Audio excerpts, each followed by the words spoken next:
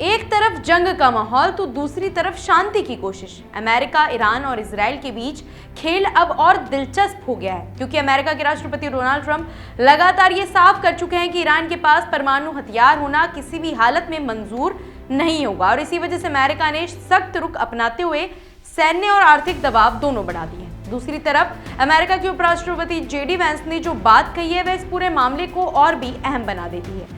America सिर्फ कोई छोटा मोटा समझौता नहीं चाहता, बल्कि एक बड़ी ग्रैंड डील चाहता है, जिसमें अगर ईरान न्यूक्लियर हथियार बनाने से पीछे हटता है तो उसे आर्थिक तौर पर मजबूत बनाने, ग्लोबल मार्केट से जोड़ने और विकास का मौका देने की बात की जा रही है। अब आप खुद सोचिए, एक तरफ इतनी बड़ी चेतावनी और दूसरी तरफ इतना बड़ा ऑफर। यही इस पूरे गेम को रणनीति और दबाव का मिक्स बना देता है।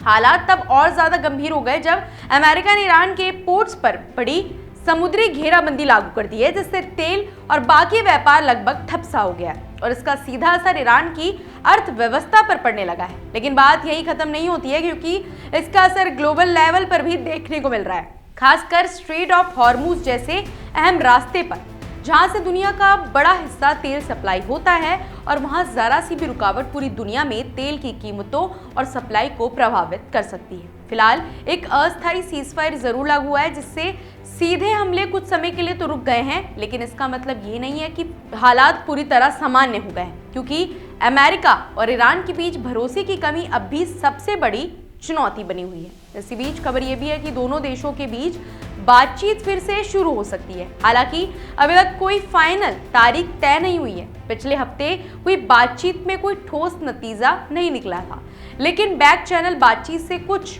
प्रगति जरूर हुई है, जिससे उम्मीद जगी है कि अगली बैठक में कोई रास्ता निकल सकता है। अमेरिका के उपराष्ट्रपति जेडी वैंस ने भी माना है कि दोनों देशों के बीच जो अविश्वास है उसे खत्म करने में समय लगेगा और ये जल्दी सुलझने वाला मामला नहीं है। इसी बीच ईरान की तरफ से यह भी दावा किया गया है कि उसके प्रतिनिधिमंडल को बातचीत के दौरान सुरक्षा खतरा महसूस हुआ और उनके विमान को रास्ता बदलना पड़ा था, जो ये दिखाता है कि जमीन पर हालात कितने संवेदनशील बने हुए हैं। उधर अमेरिका के अंदर भी इस जंग को लेकर राजनीतिक बहस तेज हो गई है, जहां कई नेता ये सवाल उठा रहे हैं कि क्या इतनी बड़ी सैन्य कार्रवाई बिना संसद की मंजूरी की होनी चाहिए, और इसका असर आम जनता पर भी पड़ रहा है, खासकर महंगाई, पेट्रोल डीजल की कीमतों और रोजमर्रा के खर्चों में बढ़ोतरी के रूप में। अब सबसे बड़ा सवाल यही है कि क्या ये बातचीत सच में किसी ठोस नतीजे तक पहुंचेगी या फिर ये एक सिर्फ अस्थायी ब्रेक है और आगे फिर से टकराव बढ़ सकता है। फिलहाल दोनों देश बातचीत की तरफ बढ़ते दिख रहे हैं और शांति की कोशिश जारी है, लेकिन जमीनी हकीकत यही है कि हालात अभी भी बेहद नाजुक है और जरा सी गलती या गलतफहमी इस पूरे मामले को फिर से भड़का सकती है।